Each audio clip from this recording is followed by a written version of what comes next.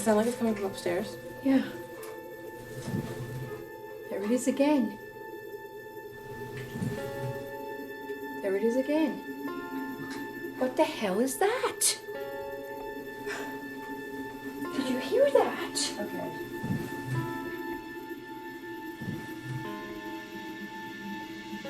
Oh my God.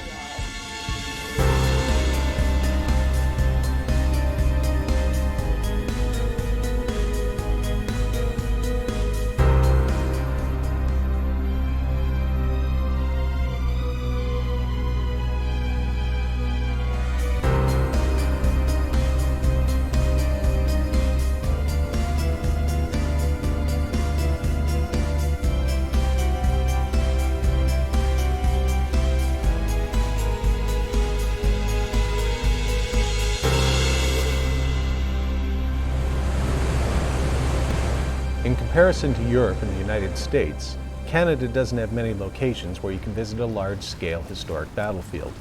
One prominent exception is Louisbourg, Nova Scotia, a fortress built by France in 1713 to protect its empire in the New World.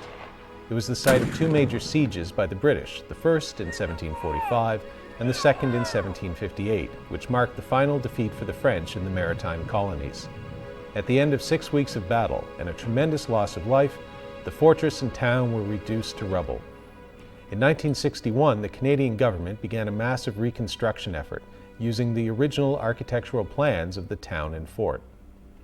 Many of the Parks Canada employees who've worked in Lewisburg in the years since maintain that the original residents of the town and fort continue to haunt the site, which made it a perfect place for Holly and I to investigate in the fall of 2008. We began with a tour of the site given to us by Troy Allen, a longtime employee of the park. So the town, if the soldiers are up here, separated by class, That's rich right. ghosts over here, not so rich ghosts over here. That's right, This is the town down here. Yeah, and this is everybody else. So you still have some military population down here. All the officers would have their own homes because they're very wealthy and stuff. But other than that, this is your town. I mean, just like any modern town, you got your shops and your warehouses, businesses, small independent businesses, big merchants' businesses. I mean, And some of these homes are haunted, allegedly. well, there's lots of stories about all kinds of homes all over through the town. Yeah. So that was where the governor hung out. That's right, and yeah. The big building, there was a chapel there as well. More the administrative section. That's right. Yeah, the seat of the government for the colony. And this area of town we're in was the town. And there's a story about this building and this building over here. I guess it was Mark that we were talking to. Yeah. So as Mark's clearing through the building, he's looking out these windows at the top at the dormers across the street to the one dormer in the Rodrigue property over here. And that's where he saw the face. Yep. Part of the procedure to close the building I was in was to go upstairs, to go through into the next building and chase everyone out basically and come back the same way and make sure that no one had been left behind in the building so it was clean to close it. As I was going through the first time, I looked across the street as I was closing a window and there was a face staring at me from across, and I tried to signal, but there was no response. I proceeded to the next window, and when I looked out that window, the same face was still across the street, staring directly back at the same spot I had just been previously in the preceding window. At the time, I just kind of chalked it up to coincidence more than anything else. And then several years later, as I was on the internet just doing some freelance research, I stumbled across the exact same face that I had seen in that window. And that was really the first time it came back to me and it hit me that perhaps there was some kind of a connection there with something bigger. Mark's eyewitness account was very interesting, particularly given the fact that he discovered the same face several years later while doing historical research. But it was just the first of several weird accounts we heard about Lewisburg. One area that really captured my interest was a concealed tunnel underneath the fortress walls, where Troy reported that a visitor to the fort had been pushed by an unseen force while on a tour.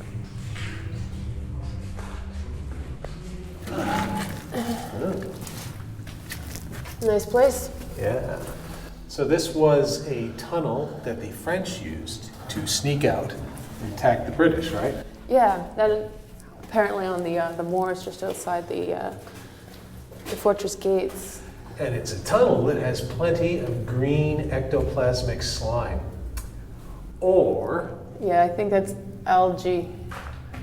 Imagine what kind of life it would have been, sort of crawling through things like this every day. Ugh.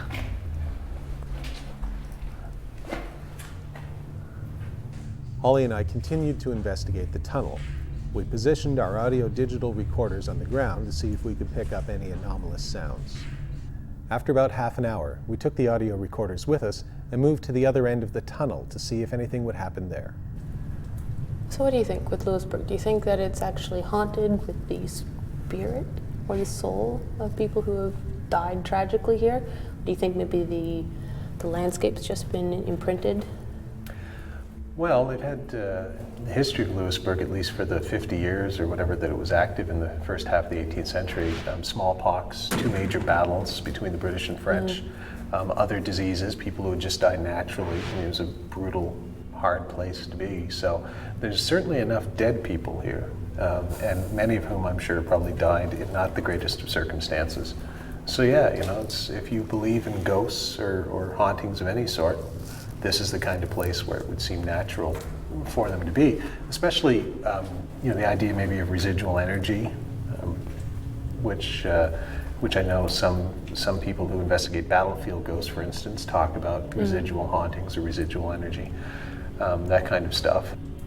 So, I mean, if I was a spirit, which maybe I am, depending on what theory you look at, I wonder what I would want to say. I mean, if you were able to actually, for like, not the first time, I mean, we're not the only people who have wandered through here with ADRs, but I wonder what you would want to say. What would you say? I'd say boo. I don't know what I'd say. Who came up with boo? I have no idea. What ghost did that? They've ruined it for everyone. You'd be dead. Like, what would you have to say? Johnny killed me. It was really Johnny, not Frank. Don't execute Frank. After another half an hour in the tunnel where nothing happened, Holly and I headed back to the town in different directions, to one of the houses that was supposedly haunted. I made a point of taking the shortest route so I could get there first, because along with the serious stuff, you always have to make sure to have some fun while engaged in a ghost investigation. Hey! No! Oh, I'm sorry. Did I scare you there? Is that a little spooky? Oh, no. That wasn't scary at all, coming out of a darkened, what was that, garden? It's actually a garden for somebody's house, I think, or something like that. Here in foggy, misty, spooky, Drizzly, dark, drizzly haunted. Lewisburg. One of the houses that's supposedly haunted is this one, yes? Yes. Nespa? They're all haunted, but this one in particular, a lot of the staff won't even go into. They won't go in there. They won't go in there. What's Apparently that? people have seen figures on the stairwells. Not necessarily bad. One woman was actually stopped from falling. Ooh, okay. Someone grabbed her from behind. Well, that's odd. Yeah. Like, it stopped her from falling. Yeah, it stopped her from As opposed falling. to pushing her, which is what you usually hear. Yeah, no, nothing like that. Okay. So, but they won't go in there. Some of them won't. Well, you know what that means. You're gonna go in there. Yeah, only if you go in there first. All right. You first. Are you gonna jump out and scare me again? Ooh, I'm not, well, maybe, later. Yeah. Holly and I went inside and set up our 4 infrared cameras in the Douaget home. We positioned 2 of the cameras on the 2nd floor, where people had reported hearing strange noises. The 3rd camera was set up at the top of the stairway which led to the 3rd floor, where the ghostly figure of a man from the 18th century had been reportedly seen.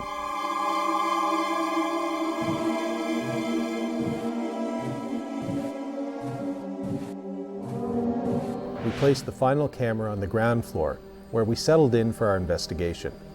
For the remainder of the night, Holly and I concentrated our efforts on the Douaget house. Nothing strange or paranormal happened to us in Lewisburg on that first trip, but that's not unusual for a ghost investigation. However, the number of stories of paranormal activity told to us by staff members, as well as the fact that much of the fort was closed when we were there for the season, convinced Holly and I that a second trip was warranted. As it turns out, that second trip was well worth the effort. When Ghost Cases returns, Holly and I revisit the ghosts of Lewisburg, this time with psychic Kelly Muse. Is it following you? It's coming down there. Do you feel that? Are you serious?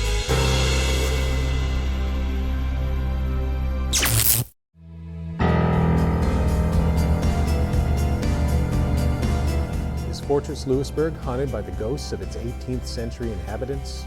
Holly and I return for a second investigation.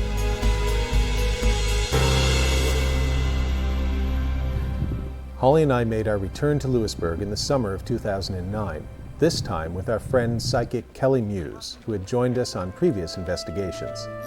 Besides being a psychic, however, Kelly was also French-Canadian, and I thought that her heritage might help trigger some sort of reaction if there really were any ghosts at Lewisburg. I can't believe this place. It's beautiful. The energy just amazing. Well, we're headed to the chapel. After showing Kelly around the town and fort, we headed to the King's Bastion Chapel, which had been destroyed by fire in the early 1970s. Kyle Allen's father was one of the workers engaged in rebuilding the chapel. He had since passed away, but before he died, he recounted an eerie tale to Kyle about a very strange paranormal experience he had while working in the attic of the chapel.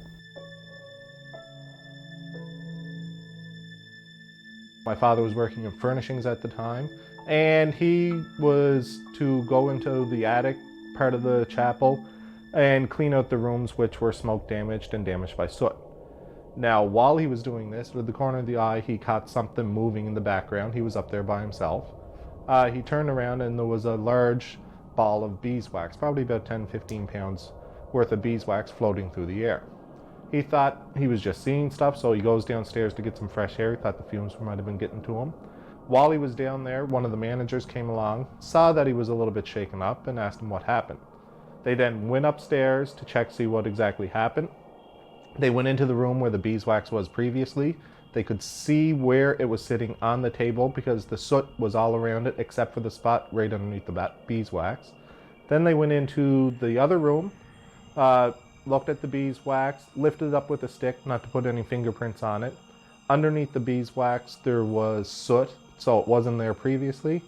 Then once they were finished looking at it, they saw where the stick touched the beeswax, the soot was rubbed off, but that was the only mark on it.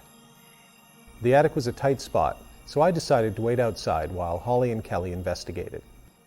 Okay, Kelly, so this is where Kyle and Troy's father had his experience after the fire that I was telling you about. Yes, the beeswax. We have graciously been allowed access up here. Troy's father had his experience in this area here with the wax after the fire in the chapel. Getting some Major negative energy coming from above. It's very heavy, very suppressing. dense. Very dense, very dense. Oh, so what happened there? There? Yeah, it's coming from there. Oh, you can actually see some of the charred area. After the fire, he was up cleaning here, I think. That you can feel something's not right here. Negative. Yes.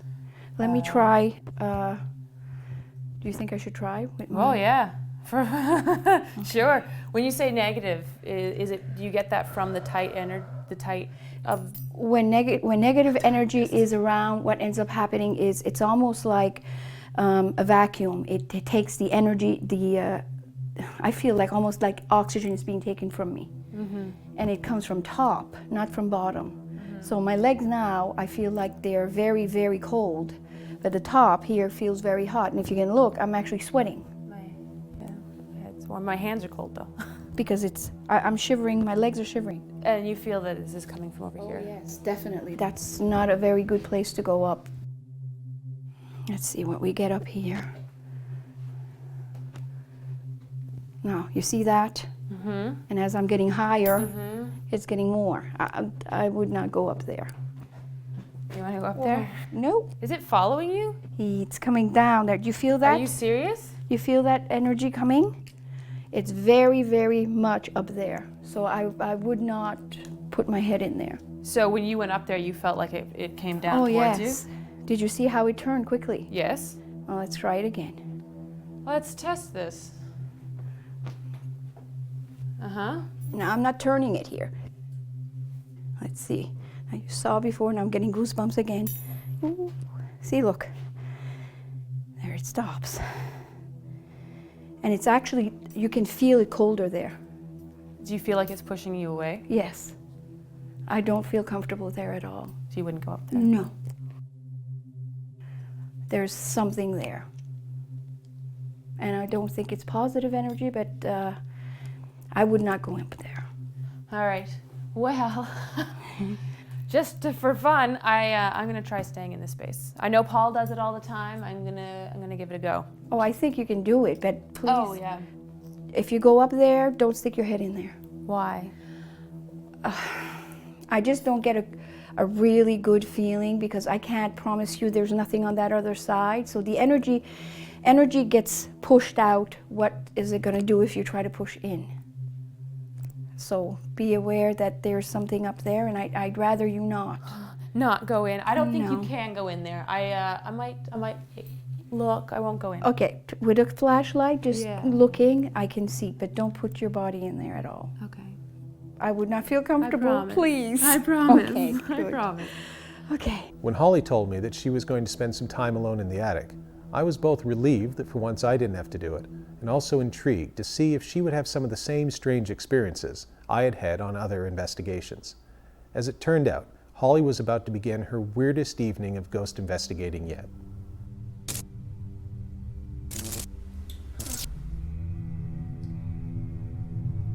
Okay, so we're on take 2 of Holly spends the alone time in the creepy attic in Lewisburg. Footsteps of the crew leaving. Essentially, what happened was the camera died without explanation. It's quite lovely. So, you know,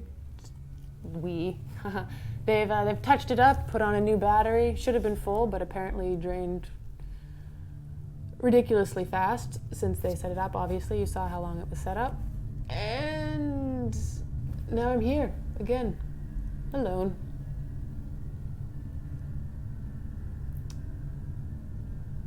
Yep. You probably noticed the hole.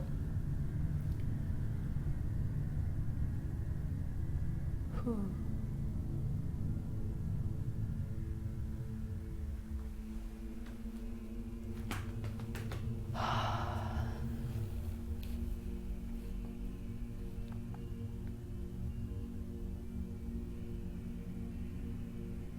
See, I wouldn't say scared is what I'm feeling right now. Apprehensive. Yeah. Like I'm waiting for something to happen.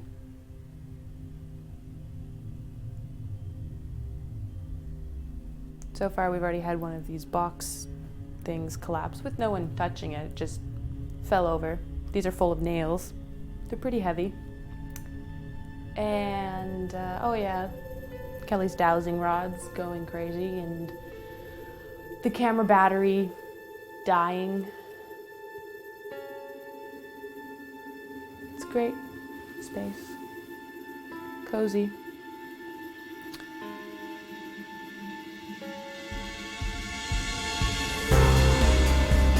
When Ghost Cases returns, Holly and Kelly continue their investigation of the most haunted locations in Fortress Lewisburg.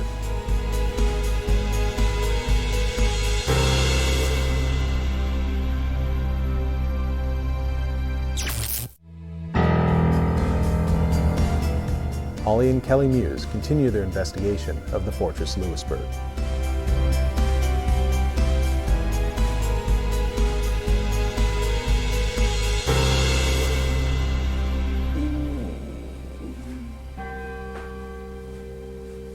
Isn't that fun? Yeah. That's a fantastic feeling right there.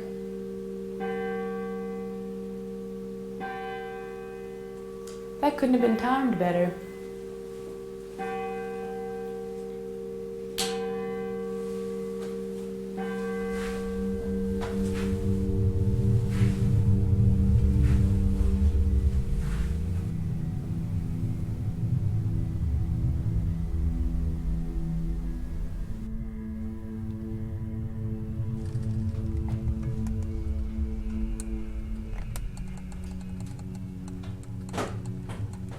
When you spend time alone in a supposedly haunted space, your imagination can get the better of you. Every little sound, every shadow on the wall, it all contributes to a growing sense of unease, which turns to discomfort and then finally fear.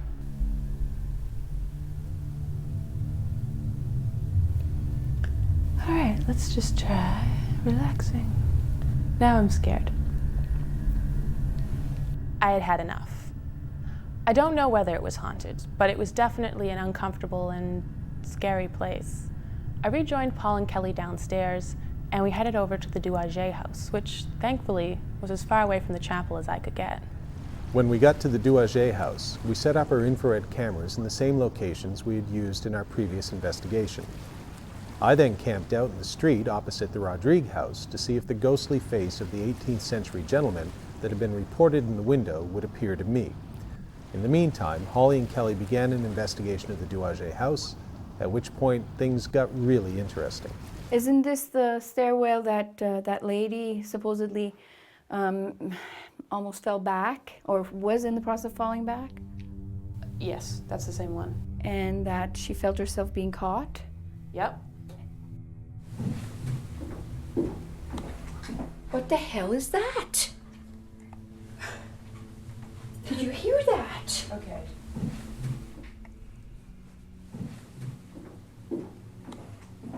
Oh my God. That's incredibly strange. I mean, I know old buildings make noises. I've lived No. in one my entire life, but that's... That's not a typical old noise.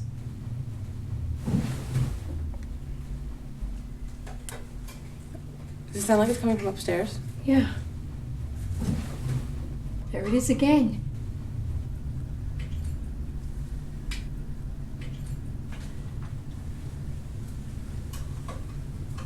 Do you see anything? No. It sounds like, oh, I wonder what's up here.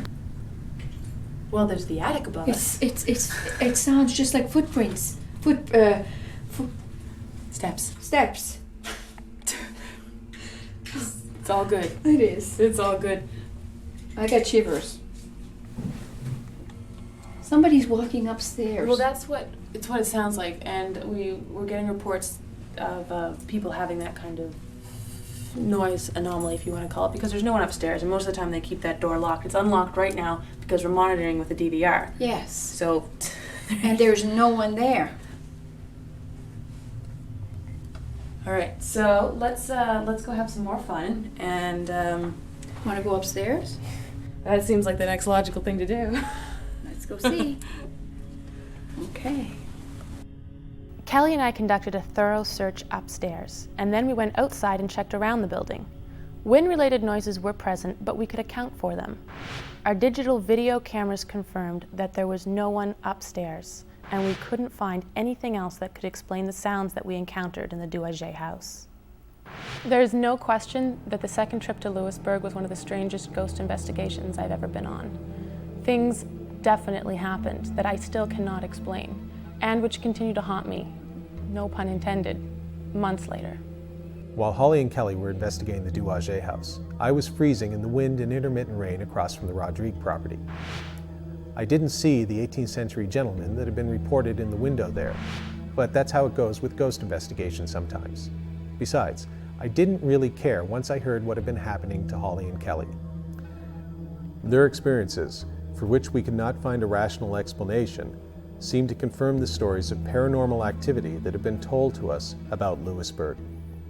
This has forced me to consider the very real possibility that some of the original French inhabitants of the fortress have taken residence in the reconstructed National Historic Site almost 2 centuries later, perhaps as a chilling, otherworldly reminder of lives lived and lost in a violent, brutal period in Canadian history.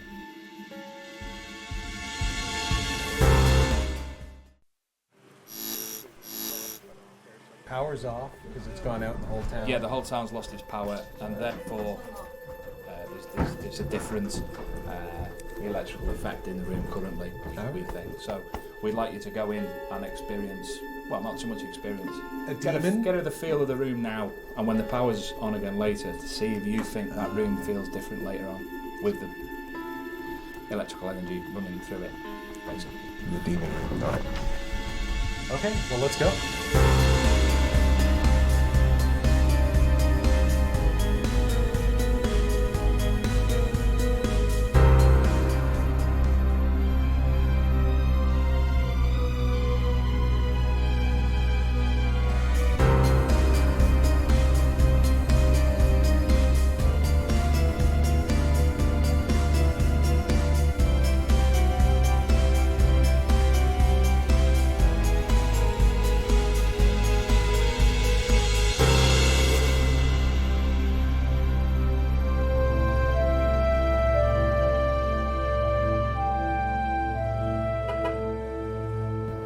So the White Hart Hotel.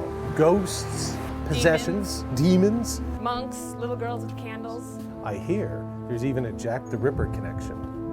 Yeah, there's also a pedophile that possesses you. You sure you want to go in? Sure. Possession by pedophile? Yeah. Just once. Couldn't we get possession by Playboy Bunny? You want to be a female with really big boobs? To dream. Awkward. You said it. Wow, this must be the room. Dining room. The dining room. Shall I knock or shoot? Let's knock together. Hello. Mrs. Sadler's husband? Dave Sadler. Good evening, sir. Good evening, good evening. Ollie, Dave. see you again. Yeah. Take care. The White Hart Hotel in Uttoxeter, England, is an historic property with myriad ghost stories associated with it. Holly and I were lucky to be working with our very good friends from the Unknown Phenomena Investigation Association. As they began their preparations for the evening with their usual thoroughness, she and I went downstairs to chat with Graham Ferguson, the manager of the hotel, about some of the more interesting paranormal stories associated with the property. I've had experiences here at the White Hart ever since I've been here. I sit behind reception, and out the corner of your eye you just see what looks like a child running up the stairs, and you go to him, where are you going? You're not meant to be up there, and realise there's absolutely nothing there. He's also got a distinct smell to him, of Play-Doh smell. So if he's around and he's playing, you can smell Play-Doh. No one can ever explain why we get that smell. Upstairs in the area that's known as the torture chamber, there's been reported sightings of blood on the shower curtain. So you go up and you check the room and there's not anything anywhere on the shower curtain, nothing that you could say, well, perhaps that's what they've thought is blood. They're totally clean. You go back down to the guest and go, are you sure you've seen blood on the shower curtain? He says, yeah, it's all over it. So you take the guest back up and say, can you show me where? There's nothing on them. Along with the many areas of the hotel that had reports of ghosts, there was also a room that had alleged manifestations of what Graham ominously referred to as demonic activity. Through the investigations we've done in the past, it turns out there's a lady there that was forced to have an abortion, that didn't want to have an abortion because she got pregnant out of wedlock and didn't believe in him, and she's meant to target ladies that have had, personal issues in the past. The White Hart Hotel was clearly a location with a lot of reported paranormal activity. As we were discussing with the UPIA where to start the investigation, the power in the entire town went out. This gave us the perfect opportunity to start in the so-called demonic room, because if anything weird did happen here, it wouldn't be because of electromagnetic fluctuations. This is the room that the demon is supposedly... Yeah. Apparently it's been reported that demonic activity takes place in that And room. the power's off because it's gone out in the whole town. Yeah, the whole town's lost its power, and therefore there's a different electrical effect in the room currently, we think. So we'd like you to go in and experience, well, not so much experience. Get the feel of the room now, and when the power's on again later, to see if you think that room feels different later on, with the electrical energy running through it, basically. The demon room. All right. Okay, well, let's go. This one. Yeah. Yeah, that would be the one.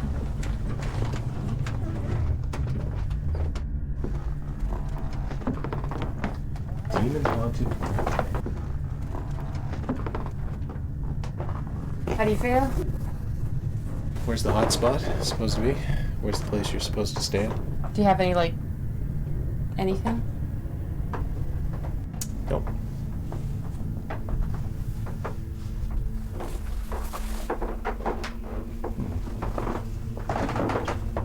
I don't like this room. I mean, it's a gorgeous room, but I was standing right here. I didn't tell them this. And I was just like, there's something wrong with this space. It's just blah. My head did that. Anyway, the whole bed itself actually is surrounded by bad levels of EMF. But with the power off right now, you're gonna lie on it, that's fantastic. With the power off, they're not detecting any of the EMF in this room that they were getting before. Now, it feels different. It doesn't feel as strange, but this room still hurts my head. It's weird. Even though the EMF levels have dropped. So what did you feel? It's awkward. I don't feel anything. It's just a room. No. Hello, demons. Any demons?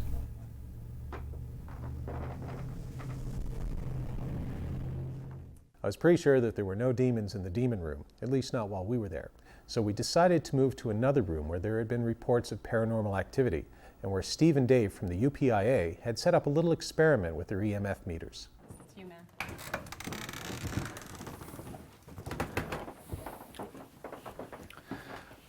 Right, Paul and Holly, basically we've got a unique opportunity, one that we probably never have before, and it's unlikely we'll ever have again, to investigate certain parts of the building for certain things in particular today.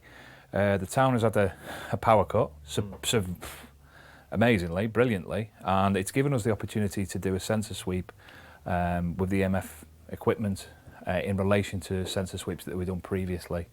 And this is, as I say, a fantastic opportunity because we've mapped certain locations of EMF hotspots and we're able to now look into them hotspots and see if they still occurring now the power's off. And the power's off, it's not even, it looks dark in here, but it's actually still daylight out there. It's daylight, and all the shops and premises locally within quite a wide area there's been a substation gone down and all the power's gone locally. All right, well, let's take advantage of this opportunity. Let's start with the bed.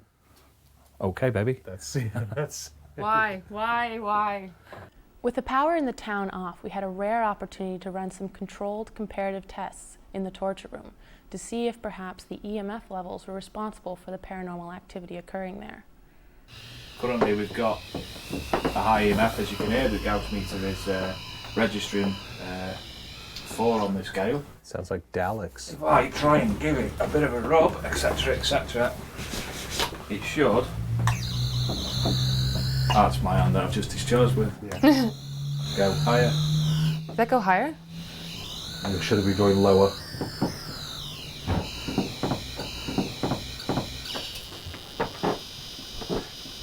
Now, what we're talking is that the actual EMF when we first came in here was off the scale. It couldn't even be read on that meter. Just from the frame? Or just from the frame. I think Phil can verify that. That was off the scale, wasn't it? That was after the power was on? That was after the power. No, the power was on. Oh, at okay. that particular time. So you can see the difference between current EMF, which is being induced at the time we're doing the test, and the difference now, if we're actually looking at what we've got now, is very low EMF.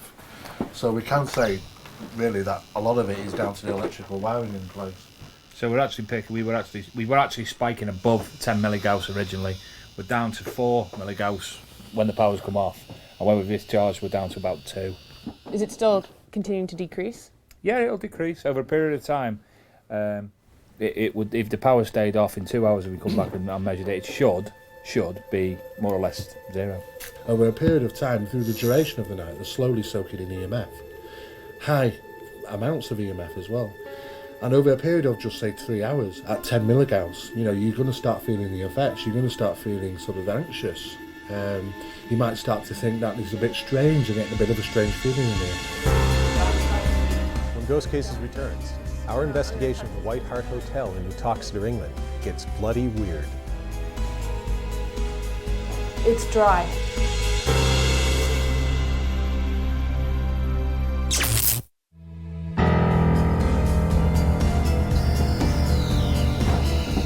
As Holly and I continue our investigation, strange things start to happen in the White Hart Hotel.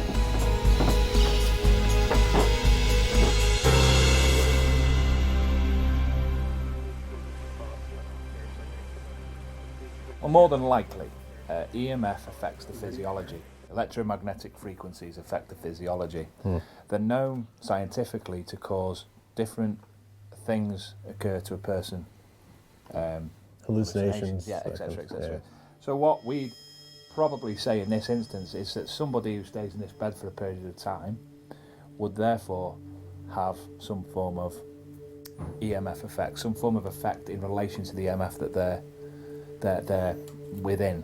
So, for instance, if you sleep in here tonight, it's more than likely that you'll start having bad dreams, you'll start thrashing about, you'll wake up in a mood, headache, etc., etc. And it's all basically down to, more or less, an allergy to electricity. Right. But because the power is off here now, Yeah. the reason you're doing this, what makes this a unique opportunity? Right, this is a unique opportunity because there's no EMF, because there's no power. We can monitor the room in a more or less a natural environment. We took away the EMF, the unnatural, and we can now monitor it naturally. So later on, if we come back again later on when the power's back on in the building, you should see a high increase in this should be off the scale in effect. Right. Which then again would suggest to me people would experience more activity, maybe paranormal activity. We took some final EMF readings in the torch room and found that they were the same as the ones we'd previously recorded. Yeah, it's too sensitive for the one at the side, so if you just drop it off. I then headed down to the demon room to check on the trigger items that the UPIA had set up to see if perhaps something paranormal had interacted with them.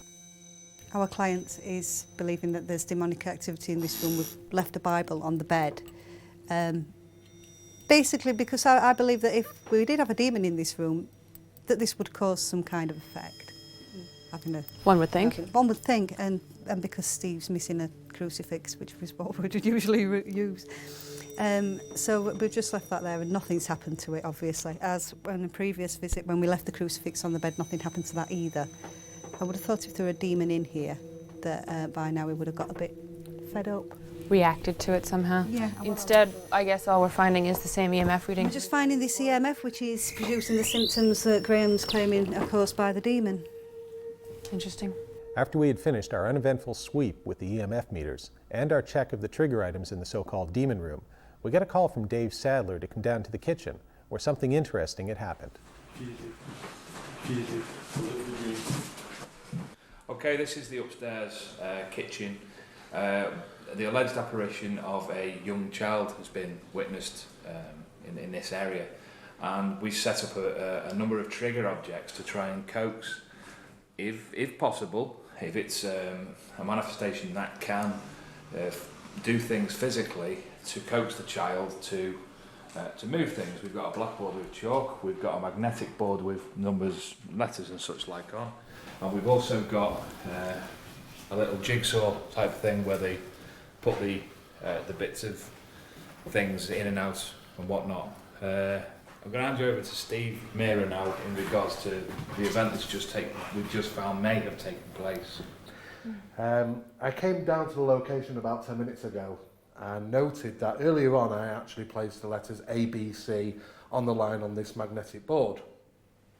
And when I actually came back to the location, the letter B was off and slightly down at an angle, which I noted that nobody had been in this area because we've been quite strictly controlling it. We've had red tape across the doorway to restrict people from coming in, and the location was left in the dark as well. And about 5 minutes ago we came in here in the dark, we switched on the lights, we came in, we noticed that it was obviously at an angle. So what we've done now is we've set up our own video camera which has infrared, and we're going to be filming in the dark. We're going to do exactly the same conditions as to when the phenomena took place. So we're going to leave this particular area in the same conditions, such as no lights on. We put the letter back to where it currently was at the beginning of the night, and basically we're going to leave this area, lock it off again to see if we can get it to happen again. As Steve and Dave sealed off the kitchen again, I got a report from one of the UPIA investigators, Phil Bordley. Apparently, he had experienced something very similar to one of the paranormal stories that Graham had told us. As I walked in, I got hit by a blast of the smell of Play-Doh, which is associated here with the ghost of a child, which we've nicknamed Thomas. He's quite often seen the smell. He's quite often smelt. I'm a disbeliever in. I'm a skeptic when it comes to ghosts, but I've smelt it now on 2 different occasions here in unexplained circumstances. Upstairs, I got hit by a major blast of it. My eyes were sore, my nose was streaming, and I felt nauseous with the smell of it. But it went almost immediately. It was at this point that things started to get very weird very quickly. A call came in on the radio that a substance that appeared to be blood had been found on the shower curtain in room 18. Shower curtain there has got red splotches on, which it didn't have before. Incident as in, can we get in here to look? Yes.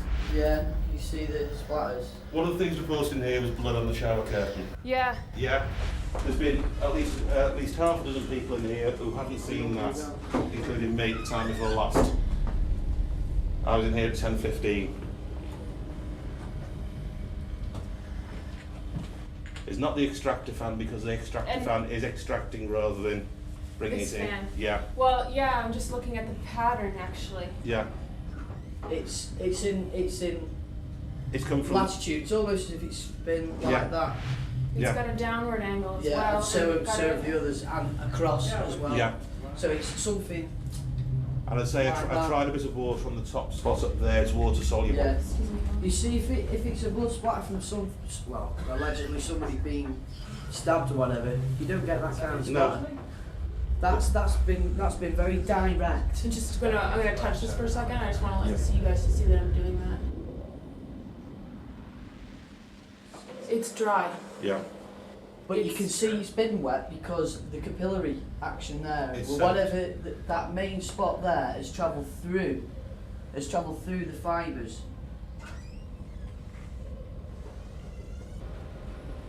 It's hardened and it won't break up again.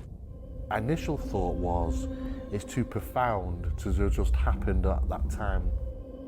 But then, nevertheless, we have to actually look at that and disprove the fact that it is blood.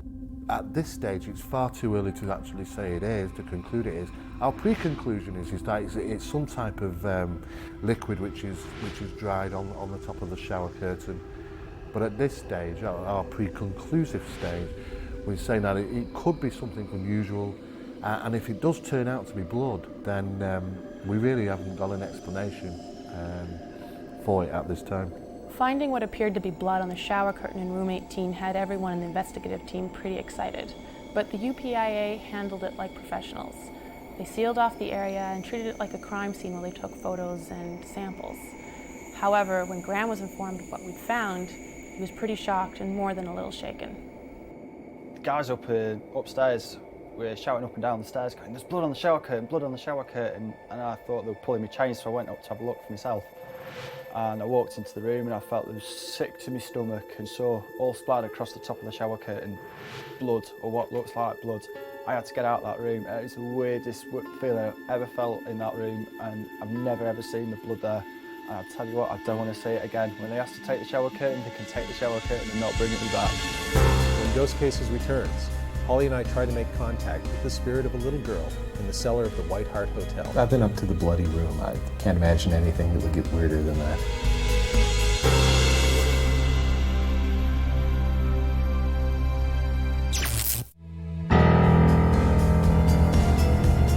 As our investigation continues, Holly and I try to make contact with the spirit of a little girl in the cellar of the White Hart Hotel.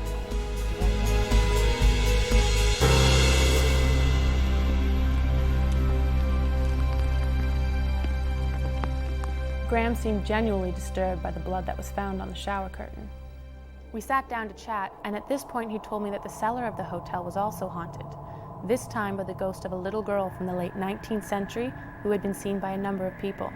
He and I headed downstairs to see if we could make contact with the little girl's spirit, but just as we were about to begin, Paul wandered in. Okay, so we've got our Ow. Nice. Paul? That's it. Do you have a teddy bear? I do. I thought I'd come down and join you guys. Okay, well, we're just about to get started here. We're trying to recreate a scenario that happened with Graham when he was down here before, with objects being thrown at him and... That's why I brought the teddy bear, isn't it? I was up with the UPIA guys, but one of them told me that it was a kid that's down here, right? There's stories of a kid being down here when we did our call out here in the ghost hunt, we had a kid from down the bottom end was seen with a gaslight and a teddy bear, a young girl with like Victorian night dress sort of thing on her, and she was from just down there. Whilst we were also down here, something got thrown at us from the other end of the cellar as well. Oh, okay. And he personally saw this. I was personally here, and it scared the living daylights out of me. Yeah, so now we're trying to do it again. Cheers, guys. Really appreciate that. As I was just saying, we've got our temperature. What's it reading right now? 18 degrees Celsius. 18 degrees Celsius. We've got an ADR here set up that's recording. And can you walk us through what we do here? Yeah, in our ideal world, we would want to be sitting down here holding hands. Oh. Teddy bear can join in too. It's very sweet. So where do No, we don't want put him on the floor. Where do we put the teddy bear? You can Put him just somewhere safe. sit back there. So maybe he'll move. Oop. I like that. And then I'm afraid of intimacy, so that's a moment for me. And then if we take it in turns. Hey. You guys gotta hold hands. This is good. If we take it in turns to either ask for if there's any spirit people down here to bang something, move something, touch one of us. Who knows, it might happen again for us if we're really lucky. All right, so do we have to close our eyes? You don't have to close your eyes, just do it. Just shout it out loud. Wow, the last time I heard that. Anyway, never mind.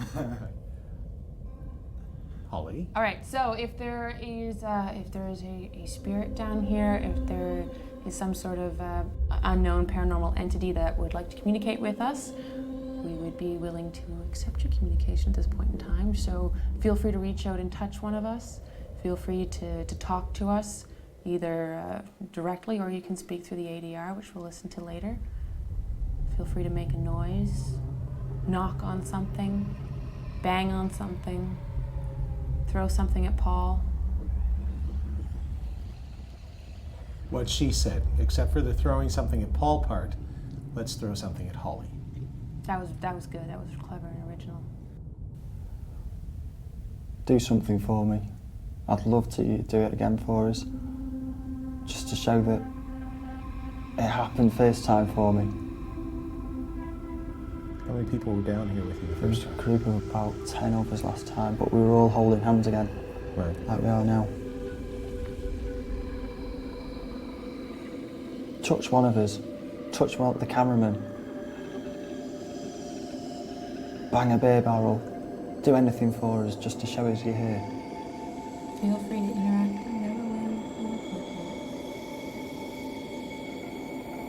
Bring it on. You might regret saying that. I've been up to the bloody room. I can't imagine anything that would get weirder than that. I'm gonna go check on the progress of the other UPIA guys. Okay. You guys were the ones originally down here. Maybe you've seen it, you believe it, and you've always struck me as slightly more open-minded than I am. I keep reminding you that. Yeah. So I'll leave you two guys here, and maybe without my sort of dark, forbidding, skeptical presence, if there is something, give it another 10 minutes, see what happens. Graham and I spent about another half hour in the cellar, but nothing seemed to happen, so we headed upstairs to rejoin Paul and the UPIA, who'd begun packing up. It wasn't until later that we discovered my audio recorder had picked up an eerie, childlike voice as I was leaving the basement. And we're back upstairs now.